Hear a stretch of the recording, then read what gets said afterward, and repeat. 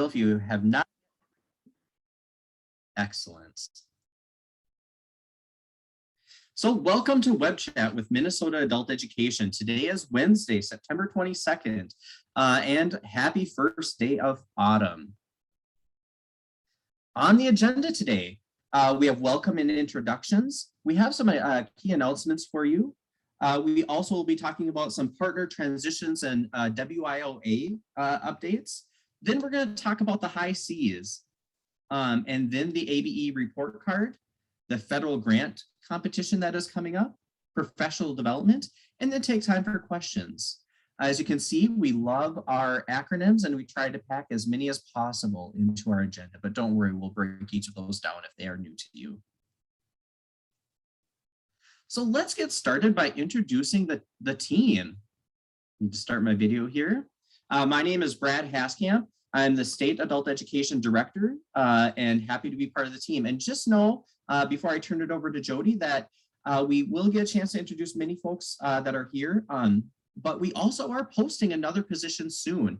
This year, we hope to be posting a position focused on our high school equivalency testing, and we'll share more about that, not today during the web chat, but you'll see something in your email soon. So I'm going to turn it over to Jody.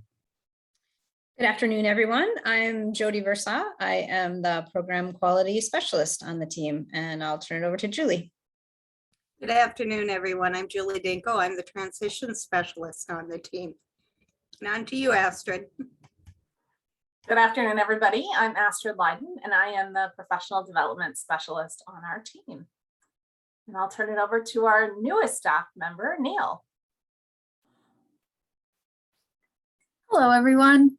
My name's Neil Allard. My pronouns are they, them. I'm the new Communications and Administrative Support Specialist. The most important thing on this slide is that that's my cat, whose name is Pip.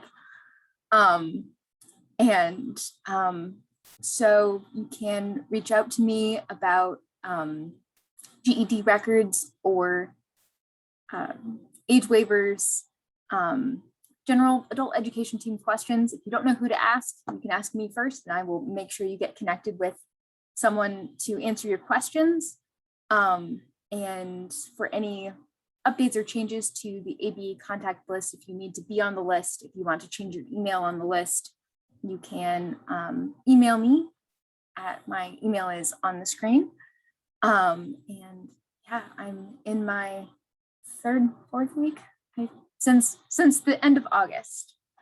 I'm very happy to be here. Excellent. And we are very happy that you are here as well, Neil. Neil has really jumped in. They've done so much outstanding work, and the eagerness, the excitement to serve. We're so thankful to have Neil on board, and Neil is a great colleague for our team and a very fast learner. So we are extremely excited. If you want to learn a little bit more about Neil, Astrid is going to put in the chat a link to the article where we did an interview with Neil, so you could get to know them a little bit better. So, so thank you all so much, and we're so excited to have Neil join our team, as well as Pip. And we do have more cats on our state adult education team now than dogs, but we love our pets. So I'm going to turn it over to Astrid to help us with a check-in on our programming. Yes, we wanted to kick off the webinar today just by checking in with you all. We know that there's been a flurry of activity here at the beginning of the school year, and wanted to hear how things are being delivered, how instruction is being delivered currently in your programs. So Neil is going to launch a poll for us, and we'd love to hear from everybody. You can check all that apply. Is instruction happening in person, synchronously, online, asynchronously, or through a HiFlex model with some students joining in person and some joining virtually?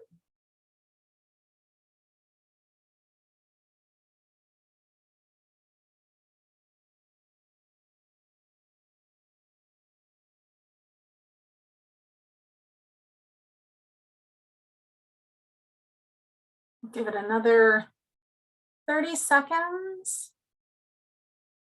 About 73 people who have answered. Waiting for another 25 or so.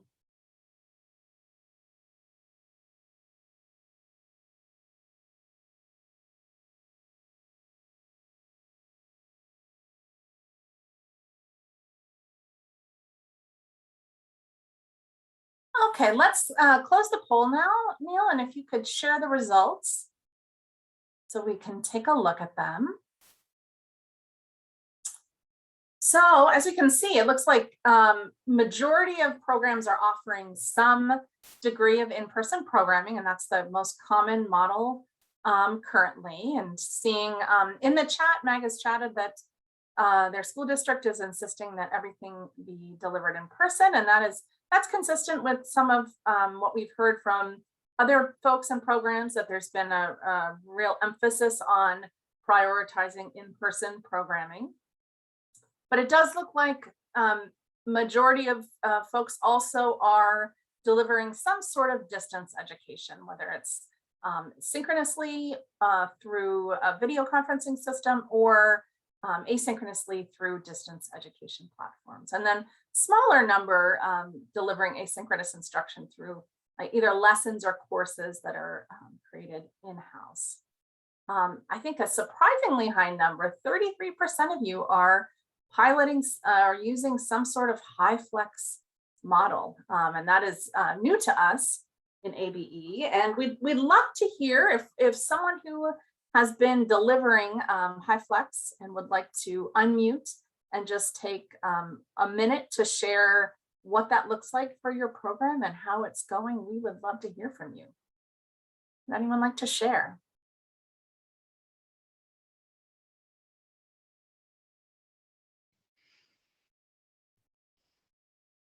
This is Karen from Mankato. I can share a little bit if you'd like.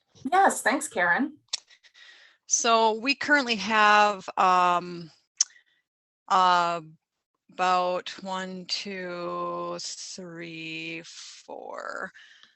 or 5 classes going HyFlex right now. Our advanced ESL class in the morning, a citizenship class in the afternoon, 2 afternoon math classes. I can't remember, there's quite a few, but and it's going quite well. We have 3 different swivels, so we can do 3 different HyFlex classrooms at any given hour. And it's going quite well. We do need to have a paraprofessional in each classroom that has a HyFlex going, because it seems like we need tech support to make sure that things are going okay at home and the teacher is managing people in the classroom. It works best if you can have students have a device, so that if you do want to do some type of group work, you can mix your online and face-to-face students up, so that you don't have all of your online having to be in one group and all of your face-to-face having to be in another group. You certainly don't have to have a device for every student that's in your classroom, but we like to get that student engagement happening. So we encourage them to bring their devices to school if they are coming. I would say right now in our advanced ESL is probably the one that we've done the longest. We did pilot it in the summer and for about a month, and then she was able to pick up pretty seamlessly this fall. So yeah, so far it's going well. Organically in the summer, some of our students just took it upon themselves to decide day to day if they wanted to be in the building or if they wanted to be at home, which was great. That's what we were hoping they would do. As students were in the classroom and seeing, oh, she's got that thing up there following her around, what's going on? And they started learning, oh, there's people on a Google Meet. And then they started interacting. They were like, well, so I could log into the Google Meet. So if my car doesn't start tomorrow, I just won't come. I'll just be on the Google Meet. So we were hoping they would do that if they had maybe a little headache and didn't want to come, or their child was sick and they needed to stay home. They could just log in, and they have been doing that. So that's exciting. But typically they decide, I'm going to be an in-person learner or I'm going to be an at-home learner. And then they participate in that way, but it does allow the flexibility for people who can't get to school because of a one-time transportation issue or an illness, or I imagine once the weather gets bad, we'll have a lot of back and forth depending on, what the weather does. So far it's going well. That's so great to hear, Karen. Thanks so much for sharing how it's going and how that is working. You've got a couple of questions in the chat, if you wouldn't mind popping over there and responding to those. Tom Citron-Heisem also chatted in that the distance learning team is looking for folks to interview for an upcoming article on HiFlex. So if you are currently piloting HiFlex and are willing to be interviewed, Tom has put his email address in the chat. And just stay tuned. We have been talking about pulling together some informal communities of practice for programs that are piloting the HiFlex model. So stay tuned for that. And there will also be an opportunity at the fall virtual conference in November to come together to discuss how that is working. So we can certainly come back at the end of our discussion today if people would like to talk more about the models that are being used. But at this point, I think we'll stop sharing the results and move on to a few announcements. Thank you so much, Astrid. And thank you, Karen, for sharing. And thanks for everyone for participating in the poll and for your engagement in the chat. So we wanted to kick off our announcements with just acknowledging current COVID protocols. We've been hearing from some of you regarding sites that you're working with whether they be district sites or college sites, and some of the COVID safety protocols that are in place. And I just wanted to remind folks that we currently do not have the authority to issue any statewide mandates in this area. And so that means the decision-making authority is at the local level, sometimes even at the building level. And so that does make it a little bit more complicated around the state. We acknowledge that these are extremely difficult decisions and that there are many factors and perspectives in making and implementing the decisions. We acknowledge that there are no perfect answers and no easy answers. We encourage programs to make locally specific decisions with COVID safety protocols in mind, with a focus on the needs of your students, the staff, and your communities.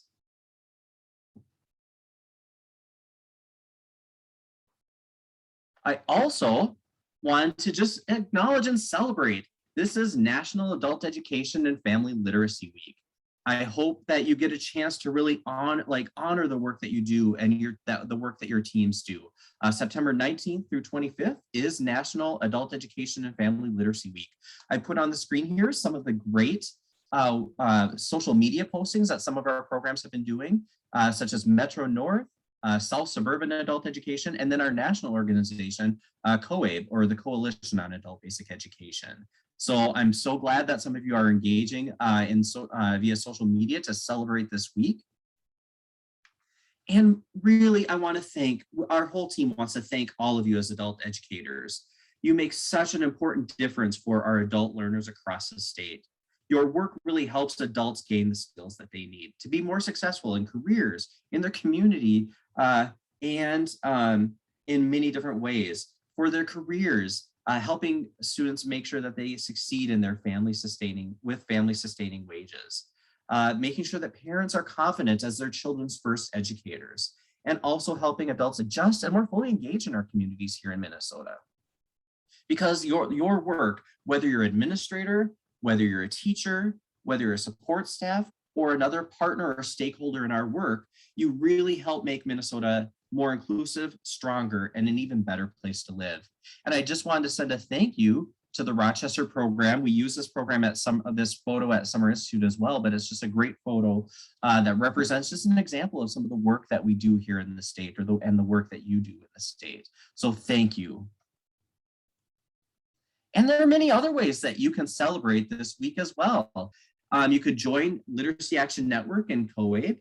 You can check out I Am ABE on social media. You can explore the COABE website to see the national events, webinars, and other resources that are available for you. You could embed some of the infographics that COABE has created to promote adult education in the message that you send via social media or otherwise. You can also highlight your adult education program on social media, or promote your programs with community partners and officials at the local and state level. And also, we hope that you're sharing in Mighty Networks what your program is doing to celebrate this week.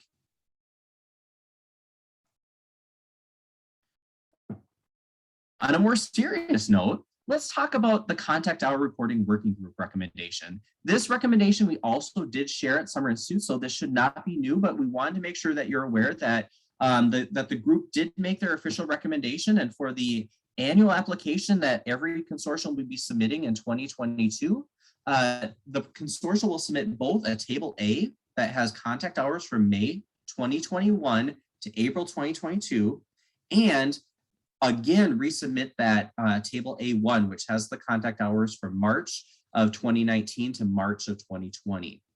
And then the consortium contact hours that will determine your state fiscal year 2023 funding will be determined either by using the Table A or using the hours from Table A1, whichever table has a higher number of contact hours.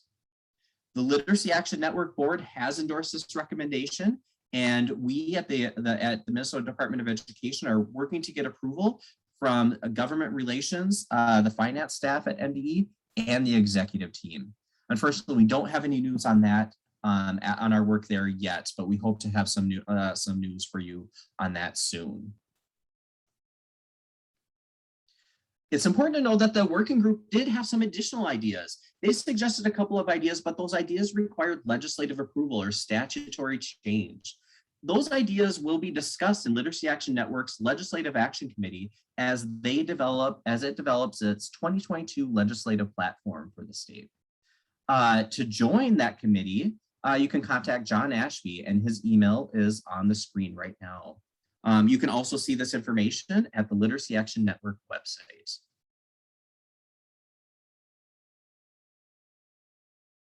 Then I'm going to turn it over to Jody. Thanks, Brad. I wanted to announce a current opportunity that we have. So hopefully, as some of you know, or as many of you know, when we have our statewide support network system, that's a series of grants that fund services available to everyone in our statewide system. And the newest grant in that system is around racial equity work. So one activity under that grant is to convene an adult education racial equity advisory group. And we currently, applications are open for anyone across the state who works in adult education who would like to serve on that committee. We're really just looking for folks who are interested in really digging into the issue of racial equity and what it means for our adult education system. So the purpose of that group is to collaborate in order to support and inform activities of the new grant, including probably the biggest activity initially will be some racial equity analysis work in our statewide system. So Jill, the time commitment for the committee, I believe, is a monthly meeting, but you should definitely click through to this link. Sorry, I know you can't click through to it here, but Astrid, Astrid put it in the chat for you. So click the link on the chat for a little more information. And also, we are happy to be partnering with C. Moaleski, who is the ABE manager in Marshall and also president-elect of Literacy Action Network as the leader on this particular grant. So if you have other questions about this group or about the grant, those can be directed to C, and C's email is here on this slide as well. And then a few other announcements. We want to make sure that everyone knows that we are looking at ramping down our COVID NRS test exemption. So just as a reminder, as you know, since the pandemic started, we put in place an exemption in SID that allowed you to continue to enroll and serve new students, even if you weren't able to administer a CASAS or a TABE test because of restrictions around the pandemic. And now we are looking at a gradual sunset of that exemption over the course of the current program year. So the timeline for that, if you can go on to the next slide, Brad. The next step will be on October 1st, which is coming very quickly. So as of October 1st, that exemption will not be available for new students. At that point, for any current students who have that exemption, we encourage you to be making plans, as I know many of you already are, to test those students with an approved NRS assessment, mostly CASAS or TABE, as soon as you can. You can administer that NRS test to them regardless of how many contact hours they have. So in other words, don't worry about the whole 40 hours of contact time in this scenario. It doesn't matter. And you can continue serving those students until up until and after they receive that NRS pretest. But just note that any students that you haven't been able to pretest by April 30th, then their hours will not be eligible for federal ABE funding for the following year. And I am just realizing as I am talking through this slide that I actually believe we have ended up bumping that April 30th date farther out, actually to July 1st. We'll be sure to correct that by the next time we talk about this. But anyway, just know that you have this upcoming program year essentially to be getting those pre-tests for all of your students. And then I wanted to give just a couple of quick reminders about financial things you should be thinking about at this point. This is particularly for those of you who are managers of an entire consortium. So just so you know, we have, or just to remind you, there is a little bit of a window of time at the beginning of a fiscal year to use up any leftover funds from the previous fiscal year. And we are now almost at the end of that. What we call that fifth quarter or quarter 5, that will end September 30th. So just one final plug. If there were any funds left over from last year, this is your last chance to use it, but just make really sure if you're going to do that, that you're working with your accounting staff and that those funds are course coded correctly in the UFARS coding for your accounting system. And on the next slide is just a reminder of what those course codes should be. So if you are currently carrying over fiscal year 21 funds, in this 3-month period, you will use the code 001 to identify those as a course code. And then in the next couple years, Brad, we went back to an initial slide. I assume you're working on that. I'll keep talking while you do that. In the next couple of years, in fiscal year 22, you'll use 002, and in fiscal year 23, you will use 003. Yep, looks good. You're back. You can go on to the next slide, Brad. And just a final kind of reminder announcement related to funding. As I'm sure you're all aware, we do have a big chunk of additional funding for our system this program year, which is great. We have received applications and approved applications for that additional funding from almost all of our consortia. And for those of you who have a accepted approved application, you should have an OGAN in your hands, or whoever your authorized signer is should have that OGAN in their hands. Just a reminder that the award amount on that OGAN, like the final award amount, ended up being a little bit higher than what we put out in the original estimate. And also a reminder that those grant funds can be used to reimburse expenses that occur between July 1st, 2021 and June 30th, 2022. Even though you didn't get that OGAN in your hands until I think maybe last week or so. So just know that even regardless of the date of when you received your OGAN, these funds can cover expenses all the way back to July 1st. So I'm going to pause there for just a second. I see Astrid has put the slides, the PDF of the slides for today's webinar into the chat. Thank you for doing that. I was just looking to see if there are other questions, but I think we're good. So I think I will go ahead and hand it off to Julie for some transitions and partner updates. Thank you, Jody, and good afternoon, everyone. Most of these are partner updates with the number of partners that we have and collaborate with around ABE programming. And the first update I have is with the Minnesota Career Information System, commonly known as MCIS. And this is a partner that we have right here at the Minnesota Department of Education. They are actually in the same division as us. And there are several staff who work on this incredible information system that helps learners look at career pathways, do a little advising, checklists to help them figure out their interests. And it also will help them document a personal education plan. And they are offering training, as many of you know, there is an adult basic education version of MCIS that was created several years back. And they're providing training on the adult basic education version on these dates in October 13th and October 14th. And you can see the links to register for these events. I believe they're going to be put in the chat if people are interested.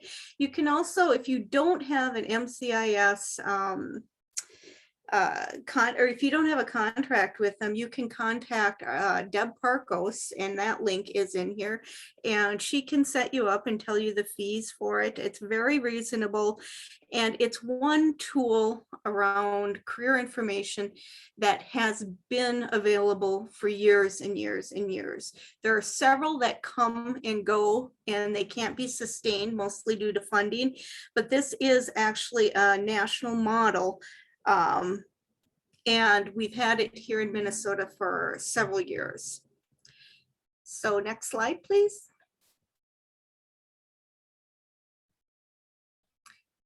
Just update on the Afghan evacuees, an emergency preparedness task force. We are represented on this committee. We participate on this committee. And just to let you know, which I'm sure many of you already do, about 300 evacuees may be settling here in Minnesota. And there are partner agencies that have done refugee resettlement in Minnesota for a long time. Minnesota tends to be well known throughout the nation for doing this type of work.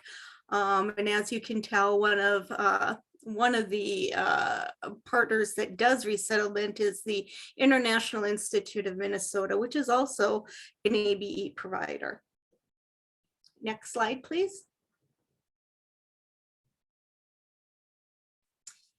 And then I want to promote a Forward Together ambassador training. And this, we're partnering with the Office of Higher Ed. And what they have found is that we're not reaching a population that we need to reach in regards to making sure people can access and be successful in post-secondary education and training. And so we're really reaching out to individuals and hoping that if you'd be a great ambassador, if you have ties to family, neighbors, co-workers, community members that are all interested in furthering their education. There's not a lot that they ask of you. It's just to share information with these individuals and try to connect them to resources that they might not know about. It is volunteer, so you would be doing this as a volunteer. And we're currently trying to set up a training through the Office of Higher Ed and through the Forward Together group that is out of somewhere on the East Coast that provides the training. And once we have that information, I will promote that event to everyone. But in the meantime, you can still go on and just register to become an ambassador. Next slide, please. And these are our Pathways to Prosperity grants. And this is a partnership with the Minnesota Department of Employment and Economic Development.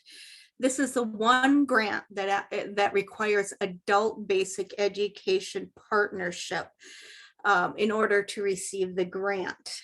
They've been lenient in the past regarding that. A lot of organizations said, we offer adult basic education, but it wasn't part of the system of adult basic education here in Minnesota. And so they're tightening that up a little bit, but I'm curious to know, and I'd like the information so I can share it with our partners at DEED, regarding how many people actually submitted a grant this year or actually were contacted by someone. So we do have a poll I'd like you to take. And if everyone could just complete this poll to the best of their ability, that would be fantastic.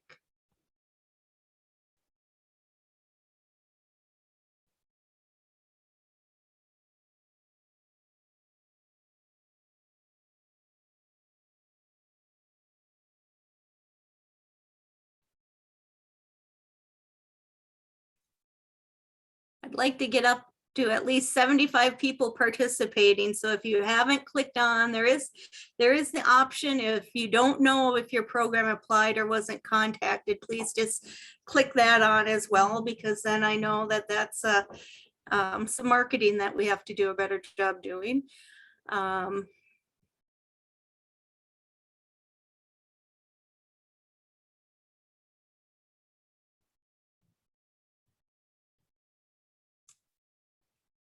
Okay, thank you, everyone. And it looks like, all right, we do have a few applying. Thank you, Neil. I think we can end the poll now, and thank you for completing that. I can share the results with our partners, and hopefully we can increase some awareness around this grant as well. And that's it for my partner updates, and I'll turn it over to Brad. Excellent. Thanks, Julie. Mm-hmm. So let's talk about HISET, and that's our Minnesota High School Equivalency Assessments. So as we've announced via email, that's not news that GED testing service was awarded a contract. So they are approved to operate in Minnesota, likely for the next 8 years with GED. We also are in the process of reviewing a contract with ETS to approve HISET in the state of Minnesota, where that would now become an option. As I said, these contracts can be renewed for a total of 8 years. So which means we have to go through another competition and complete that competition by July of 2029. So just some things to note about the contracts that are being set up, especially thinking about ETS and HISET, knowing that that is not currently available in Minnesota. Once that contract is signed, we're going to start working with ETS over the next 6 or more months to implement a new high school equivalency assessment system. They work with them in setting up testing centers, creating policies around testing, providing training, etc. We also then will be communicating. We're going through Minnesota Department of Education communications, as well as through other venues or avenues to communicate to stakeholders that a second high school equivalency assessment has been approved.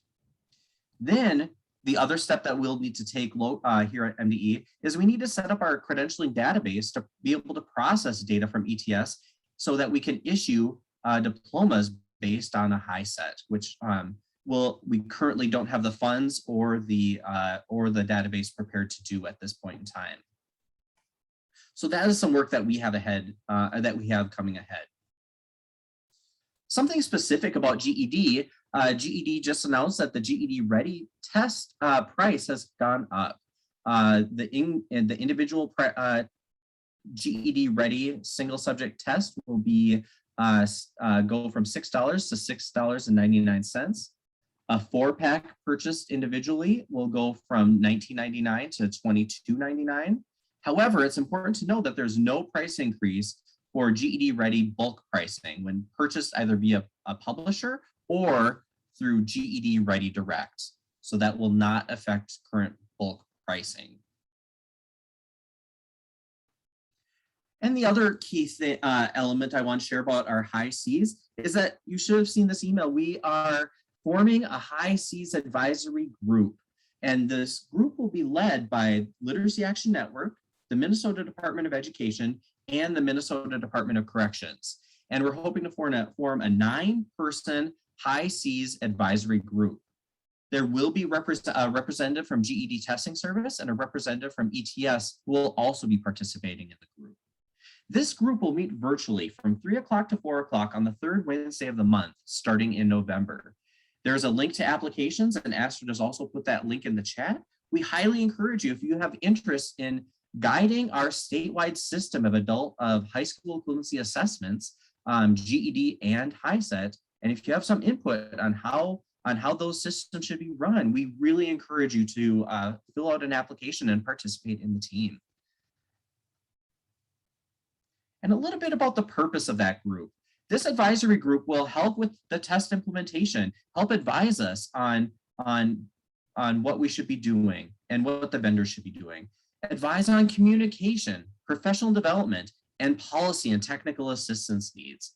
And hopefully we'll have a lot of fun, and hopefully you can create a lot of nautical puns by participating in the team and being on the HISET advisory group. So I hope to see some of you apply.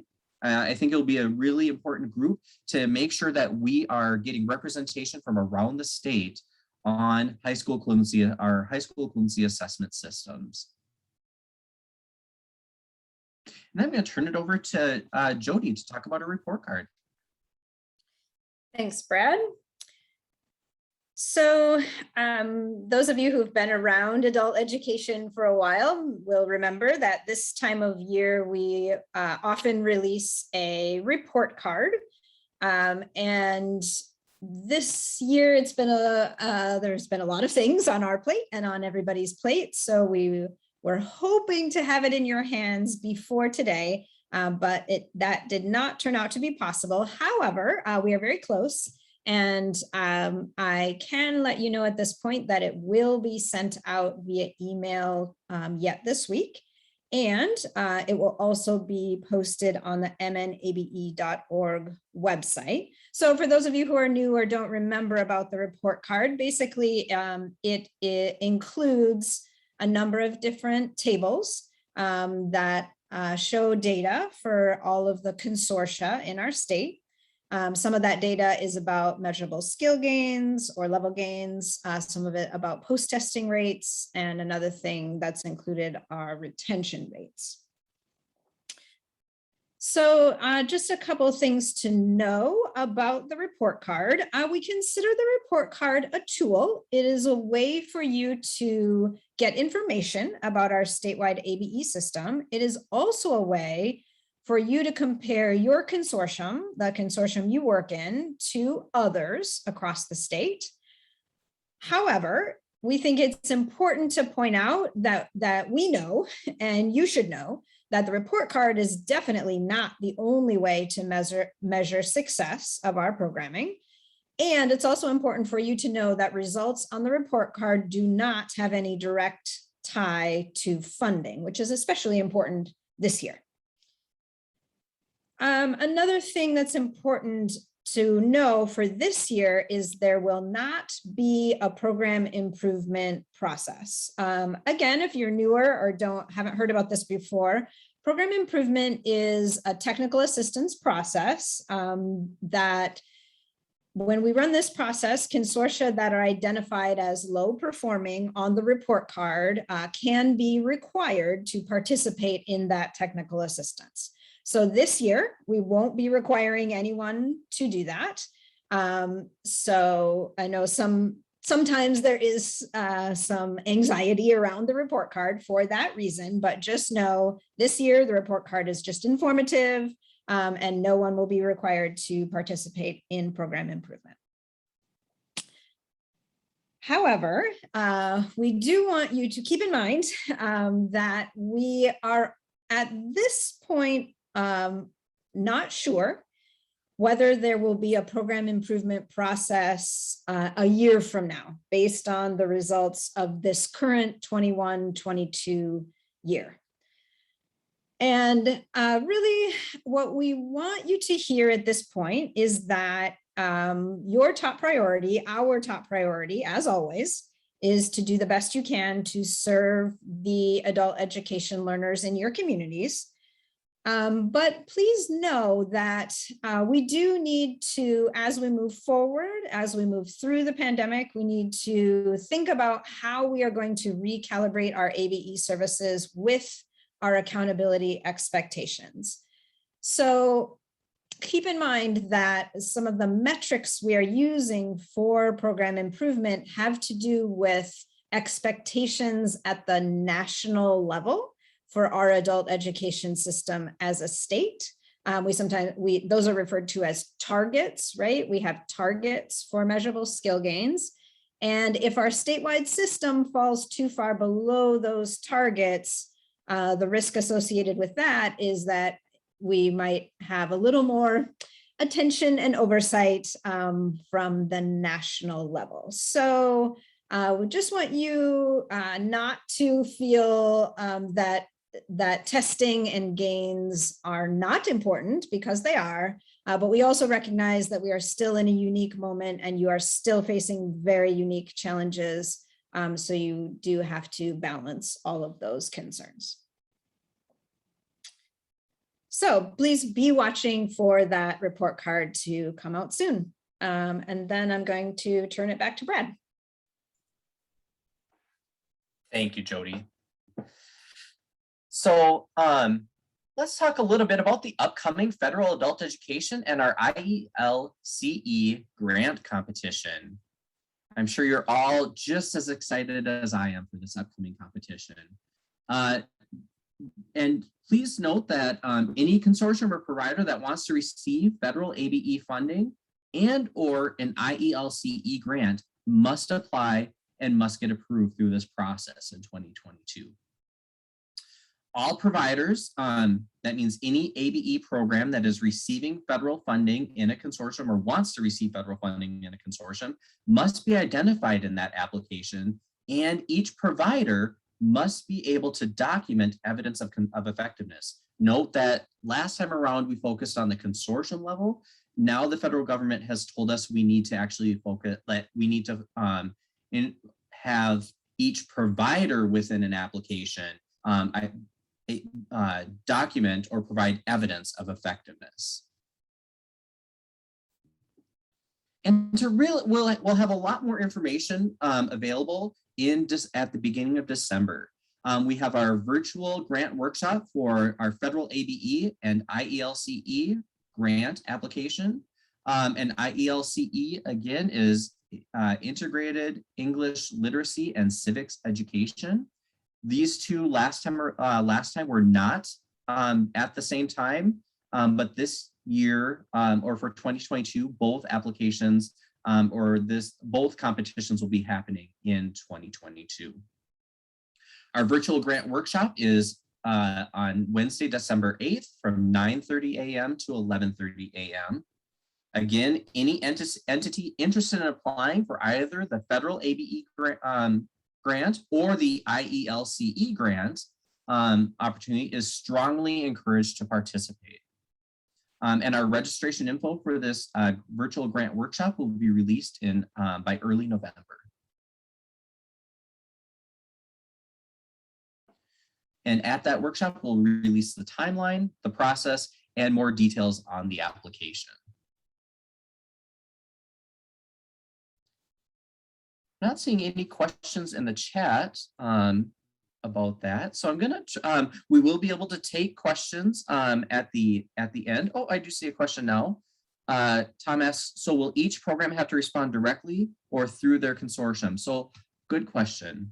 There will still be a consortium level application, but within that consortium level application, each entity that would be receiving funding to run a program would have to answer that question of measured effectiveness of past performance. And so each provider within that application would have to have some response to that question. I hope that helps. But each provider does not have to, within a consortium, each provider does not have to submit their own full application. Okay, at this point, I'm going to turn it over to Astrid to talk about professional development. Great, thanks, Brad. We have a lot of important and exciting professional development updates and reminders and announcements for you today. First, we want to just make sure that everyone is aware that the statewide professional development survey is open and responses are due this Friday, September 24th. That information came out in an email from Neil about a week and a half ago, and then a reminder again this Monday. This is a survey for all staff, managers, instructors, and support staff. It's really important, especially this year, as we know that there's been a lot of flux in delivery models and professional development needs. We really want to hear from you. What's happening in your programs? What are your challenges? How should we prioritize professional development for you all this year? So thank you to everybody that's already completed the survey. And if you haven't, please, it just takes 5 or 10 minutes. Ask you to apply, to respond, and ask your staff to respond as well. Let's go to the next slide. We also want to take this opportunity as we kick off the beginning of another school year to remind everyone about the requirements around assessment training and the opportunities for you to access that free of charge through our support network system. So our current assessment training provider for adult education is Southwest ABE, and you've got contact information here for their assessment website and ways to request assessment training by contacting Marty Olson. Just a reminder that per our adult education assessment policy, anyone who's administering our NRS assessments, the CCRS, TABE, BEST, must participate in an initial assessment implementation prior to administering that test. And then they are required to participate in recertification assessment training at least every 5 years.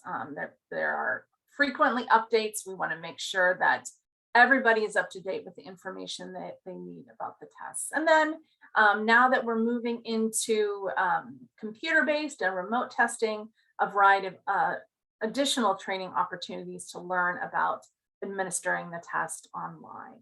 So encourage you to take advantage of that training. And we wanted to take this time, if you go to the next slide, Brad, just to check in about what your assessment training needs are currently. So we're going to ask a series of questions here. And if you'll use the chat to respond, this will provide us some really important information to share with our assessment trainers so they know what the assessment training needs are.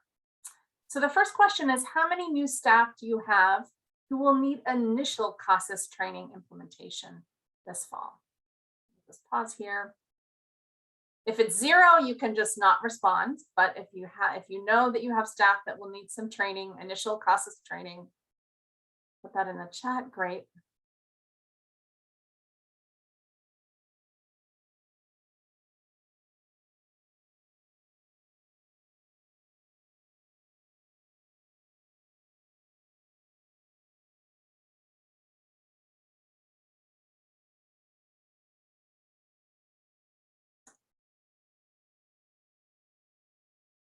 And that would, yes, that would include both life and work and CCRS goals. The same implementation training.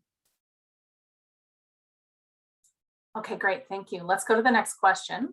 How many new staff do you have who will need initial TABE implementation training this fall? So again, if it's 0, no need to respond, but if you know you have staff who will need that, please go ahead and chat that in, and we're going to share these results with our assessment trainers.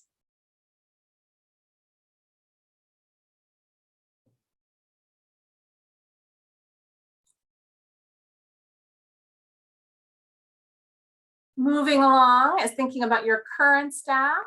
How many staff do you have who will need CCRS recertification training? So those staff who have been on board and they have not been trained in 5 years?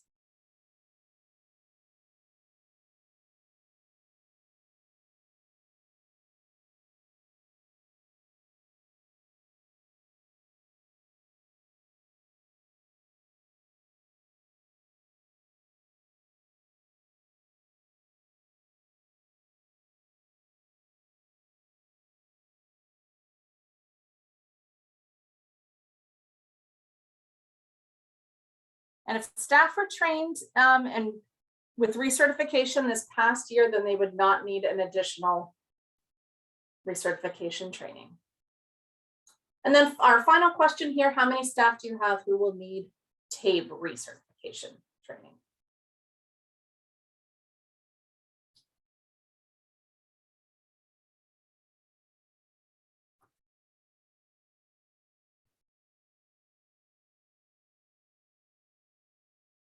So overall, looking like fairly low numbers here. This is really helpful.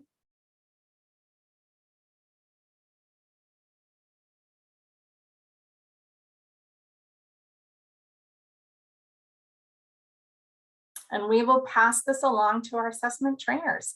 So just as a reminder, you can request training by contacting Marty Olson. And they've been having great success with delivering virtual training. That is something that can be offered at a distance and for any number of staff. And then we will be holding at our support services conference coming up in November. And we have a slide coming up. There will be initial CASAS and TABE implementation training that has already been scheduled and you can send your staff to. So encourage you to take advantage of those resources. Let's go to the next slide, Brad. Also wanted to remind folks that we're currently in the process of assessing needs around computer-based test administrations.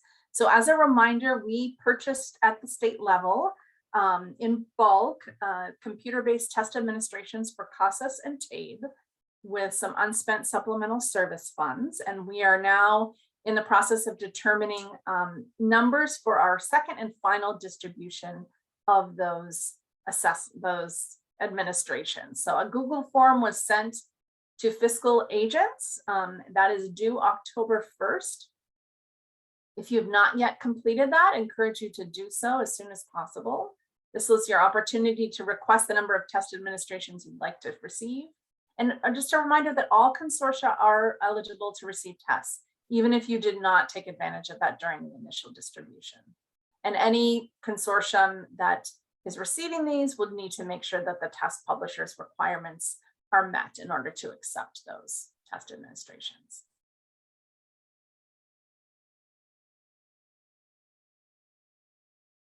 Also wanted to remind folks that our revised volunteer training policy is going into effect on October 1st. New volunteers were exempt from initial training over the past year when there were limited training options due to COVID. But there are now a variety of new and revamped training opportunities available through Literacy Minnesota. You can find out about those trainings at the link here. I think Jody's going to put that in the chat. Both 12-hour and 4-hour training opportunities. Over the coming year, there will be 3 different ways to access training, synchronously through webinars, through video recordings, and then hopefully in 2022, in-person training. So really bumped up the accessibility of those trainings, have revamped the content, and we're really excited about the opportunities available here for our volunteers.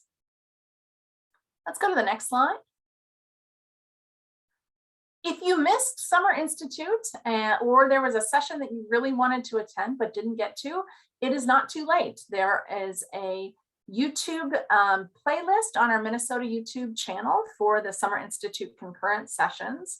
And the poster sessions are also still available on the Literacy Minnesota website. So encourage you to check those out. Some really excellent professional development that either individuals can participate on their own, or you might want to think about how you might incorporate these into your program's local professional development. Let's go to the next slide. Also coming up this Friday is our annual Math Institute, which is being delivered virtually again this year. There will be both keynote as well as concurrent sessions that are focused on coherence and content progressions this year, really focusing in on examples around proportional thinking and fractions. We encourage teachers at all levels, whether they are dedicated math teachers or working to incorporate more numeracy into their instruction.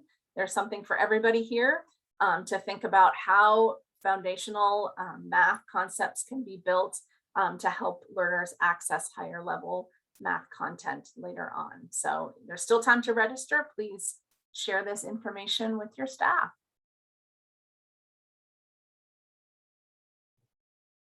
We also want to remind folks that there are some upcoming opportunities for teachers to become certified in using the teacher verification model. We have a certification webinar coming up next week, as well as at the end of October.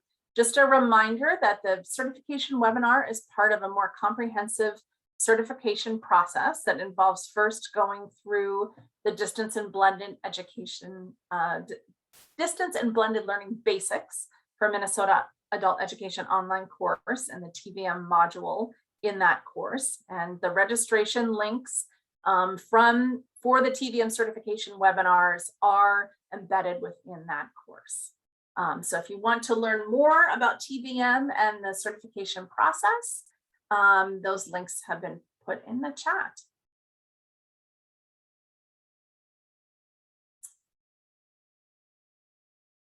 If you have some new staff coming on board, we want to make sure that everyone is aware that ABE Foundations training is still being delivered, but at a distance. So there is a comprehensive ABE Foundations online course that is offered through Atlas. And because we were not able to hold the in-person ABE Foundations event at Summer Institute, they are again holding a webinar series to complement that Foundations online course. This is a great opportunity for new staff to engage with the course content, but then come to get a review of the course content, ask their questions, and meet some other new staff from around the state. So those webinar dates are listed here, and you can follow the link to get staff registered for that webinar series and the online course. Looking ahead to early October, we're really excited to be offering a CCRS Time to Refresh webinar. We know that this has been a really busy year and people have had so much on their plates, and CCRS may not have been at the top of that list, but we want to give state leaders and folks from around the state the opportunity to come together, re-engage around CCRS work, and learn about some upcoming coaching opportunities that Atlas is going to be offering to local programs around the state. So you'll have a chance to learn some new strategies around CCRS integration, connect with folks from around the state, share some of what's been happening in your program and what you hope to work on this coming year in the area of standards. So hope you'll be able to join us for that. I see Tracy's asking a question regarding the ABE Foundations. If a teacher cannot attend all of the webinars, that's fine. We encourage people to attend as much as possible, but yes, you can come to just the webinars that work for you. And looks like there's a request for a link to the CCRS refresh. If one of my colleagues can pop that in the chat, that would be great. I'm also really excited that this year we will be, we've launched an Administrator Professional Development Advisory Group. That group has met once and will continue to meet throughout the year. We've got a number of folks from that group on the webinar here today, and they will be helping to plan a series of webinars for administrators. And the first topic, which is probably at the top of many people's minds right now, is supporting and supervising staff at a distance. So that'll be taking place on Monday, October 11th at 12:30. Encourage you to attend, come share what's working, share your questions. We'll have a number of administrators kicking off the conversation. And we did want to take this opportunity today just to poll you about what time frame generally would work best for the webinars in this series. So Neil, if you wouldn't mind launching that poll for us, let us know generally what time of day works best for a 1-hour administrator webinar. You can check all the ones that apply. And I know this obviously varies from day to day, week to week, but what generally might work best for you so we can schedule it at a convenient time.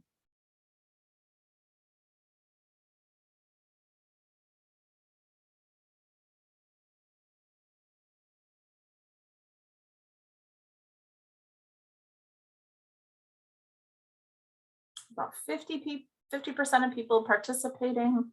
Love to hear from a few more.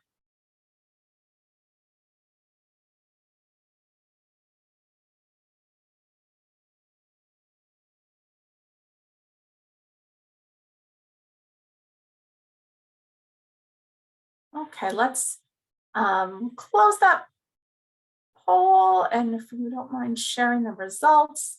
So not surprisingly, it's a little bit all over the place, but it looks like probably early afternoon is going to be the best time. So thanks for that input. We'll use it in scheduling our future webinars and hope to see you at the first one here in October. Let's go to the next slide. So in our initial poll here today, more than half of you were doing some form of distance learning currently, and I want to make sure that you all are aware of an opportunity for your instructors to get engaged with the Distance Learning 102 cohort. So this is a virtual cohort that's focused on around participant questions around best practices for distance education, blended learning, and DL platform integration. So it's really job embedded and comes from the questions and challenges that participants are having with their own instruction. There's a kickoff meeting on October 29th, and then a series of webinar meetings where participants will discuss the issues that they're having, develop case studies, and then work together to identify and pilot some strategies to address those issues. And then a final webinar in March to share successes and challenges. Adam Kiefer from the Hub Center facilitated this last year and said it was a really robust and rich experience for participants, and hope that many instructors will be able to participate again this year. So that application is open and it is due October 15th, and Jody's put that in the chat. Hope that many programs will be able to participate. Looking ahead to November, unfortunately, as much as we had hoped to, we're not going to be able to gather in person for regionals this fall. So instead, we will be again hosting a virtual fall ABE conference on November 5th. We'll kick off with a keynote. We're in the process of identifying the speaker now. And then there will be a number of concurrent sessions that will be focused on high priority topics as identified by the statewide PD committee and the results from the PD survey, sessions focused on relicensure areas, and then we'll have coffee breaks focused on a variety of specific questions and issues that we know practitioners are grappling with right now. So registration opens on October 5th. Keep an eye in your ABE Connect newsletter for that registration, and hope that many people can join us for that event. Also, just want to make sure that you've marked your calendars for our fall manager meeting that will be virtual again this year. We'll be meeting on Tuesday, November 16th in the morning, 9:30 to 12:30. More information about that and registration will be coming out early next month. So stay tuned for more info about that. In addition, we want to make sure that everyone is aware of the ABE Support Services Conference that also is happening again virtually this year. This is a 2-day conference. On Thursday, our assessment training team will be offering both CASAS and TABE implementation trainings. So for those of you who chatted in that you had new staff who need that implementation training, this is a great opportunity to get that in one day. This is open to everyone, not just support staff. So if there are managers or teachers who need that training, they are welcome to attend. And then on Friday, November 19th, this will be kicked off by a keynote address from state ABE staff, and then concurrent sessions, online testing, high school equivalency testing, mental health, SIT updates, and more. So registration information will be available starting the week of October 11th. And then finally, looking ahead to the winter and the spring, mark your calendars here for a variety of other events. We have the Volunteer Management Conference in December, Language and Literacy Institute in January, hopefully in person, a PELSB approved cultural competency training offered again virtually this year on February 11th and 25th. And just to note that in order to receive the CEUs for the cultural competency requirement, participants do need to participate on both of those days. We're also planning a spring statewide conference on April 22nd. That will be virtual. And then hopefully, fingers crossed, we will be able to gather in Mankato on May 6th for the Spring South Regional. I'm seeing your question, Tammy, about the Support Services Conference. Yes, the Thursday is focused solely on CASAS and TABE implementation training. Thanks for asking. So lots of information. Encourage you to download the slides, and we'll post them again here at the end, and share this information with your staff, and keep your eyes on the ABE Connect newsletter. Let's go to the next slide, Brad. This is the way to stay connected and hear about all of the professional development being offered, and to get new resources in your inbox every Tuesday. Definitely worth just a minute or two each week when you get it to scroll through, see what's important and relevant for the work happening in your program. If you're not on the list, you can subscribe by clicking on the link that Jody has put in the chat. I also just want to note that once Sherry retired, this newsletter was coming out from my email address. Now that Neil's on board, Neil will be sending that out. So make sure that you've marked Neil as a contact in your inboxes. If you're not getting the newsletter and you are subscribed, check your spam or junk folder. It occasionally goes there. You also may need to check with your school district. We have been getting some bounce backs from some of the school district emails that are not accepting the bulk mailing. So if you're having any issues receiving that newsletter, please get in touch with either your district or Neil, and we'll work with you to make sure that you get that information on a weekly basis. And then finally, another way to stay connected with the rest of the state is through our new Minnesota Adult Education Network on Mighty Networks. This is our new online networking platform. We've moved away from the Schoology groups because they were no longer free, and are working to start up some groups within this Minnesota Adult Education Network on Mighty Networks. So if you have not yet joined, there's some information in the chat. This is a great way to connect with others around the state, share your questions, answer questions from your colleagues, and share resources. So we hope that you'll continue our conversations over there on Mighty Networks. So that was a lot of information. I think I captured the various questions that came through in the chat about PD, but if there are any additional questions about professional development or anything else at this point, we have a few minutes. We can take your questions.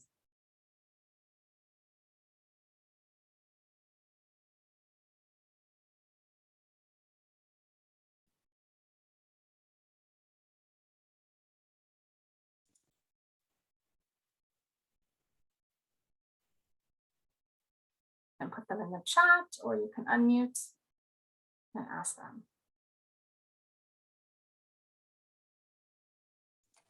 Astrid, well, thank you so much. There's so much to share, so much happening. I'm wondering, while we're waiting as people are generating questions, I wonder if you want to reshare the slides in the chat.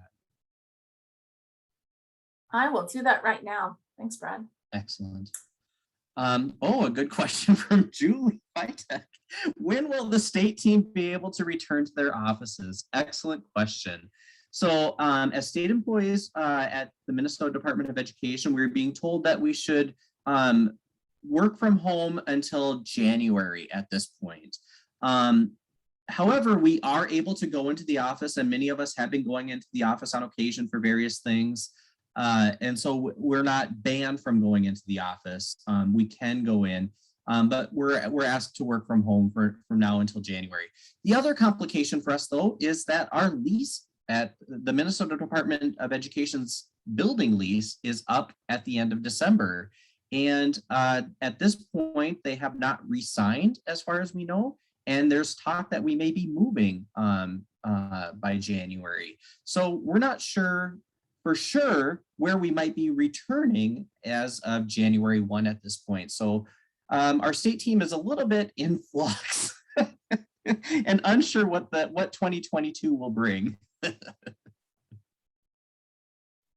Thank you. Yeah, it's been a challenge to separate home and work. I think a lot of us on the state team have felt we've been able to get a lot done, and we've been able to do our jobs pretty well working from home. And in some cases, we might be able to get more done with fewer distractions in some cases.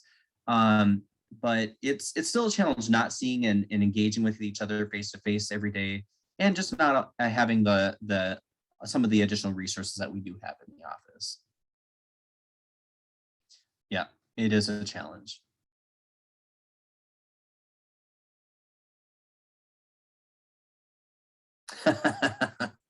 Meg's wondering if they can sign a lease for our home office. Oh, Sherry, that sounds so depressing to say I live at work instead of saying I work from home. That hits a little too close to home. Yes, it does. Patrick asks, can the online training modules at training.casas.org substitute for CASAS implementation training if new staff have not completed the MN ABE CASAS implementation training for recertification? Linda or Marty, could you please address that question?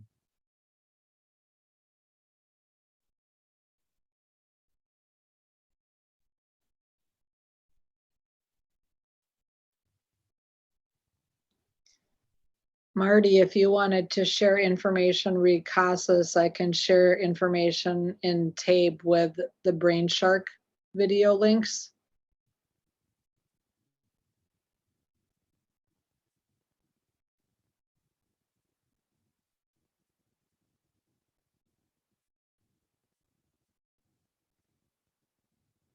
Marty's sharing in the chat. Maybe Marty is not able to unmute herself, or maybe she doesn't have access to a microphone, but Marty's saying that you should be able to do modules 1 and 3 for paper testing if you're going to testing or training.casas.org or testing.casas.org. I'm not sure which one. But modules 1 and 3 if you're doing paper testing, and that can substitute for the certification.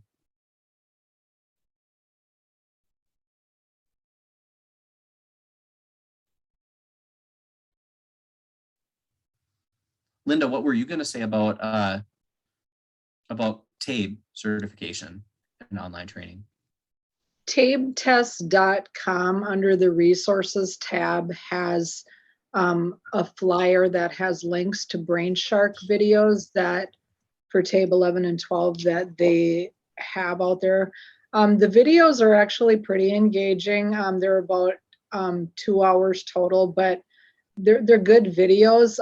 They obviously don't give specifics to anything with Minnesota policy, but I've recommended them to many staff who aren't able to get to an in-person training that will help people understand the basics of TABE. Excellent. Thanks, Linda. And Astrid shared the link for tabetest.com or that address in the chat. I can address one other question, then we'll go go through some additional slides here. Michael asked, is there an update on the committee working on the determination of reimbursement hours or the contact hour reporting, I'm assuming, for next year, or did I miss that information earlier? That information, that contact hour working group information was one of our first announcements, somewhere around slides 10, somewhere in that early, in the first 10 to 20 slides. And there is information about that. That information was also shared at Summer Institute. And let me just see if I can get to that slide quickly. Unfortunately, it's not letting me get there quickly. Oh, dear goodness.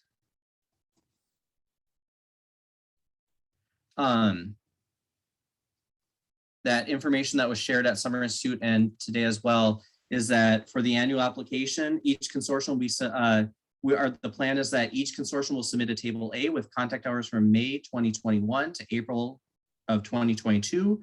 They will also, each consortium will also submit a table A1, which has their contact hours from March of 2019 to March of 2020. And basically the recommendation from the group is that whichever table has a higher number of hours, that is the table that will be used for funding purposes in fiscal 23.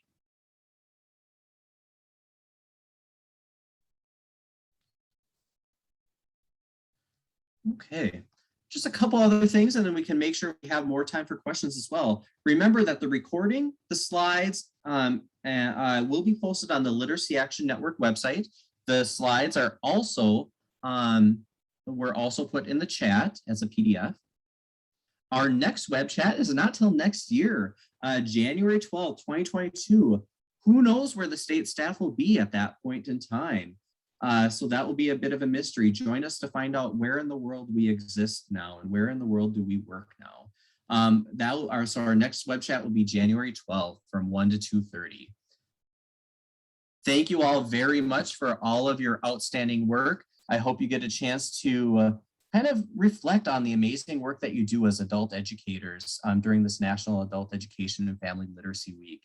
And hopefully you get a chance to share with each other on your team where you're, the impact that you're having in your communities.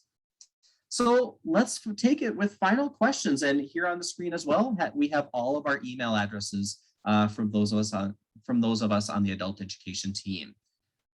Thank you all very much. But any final questions?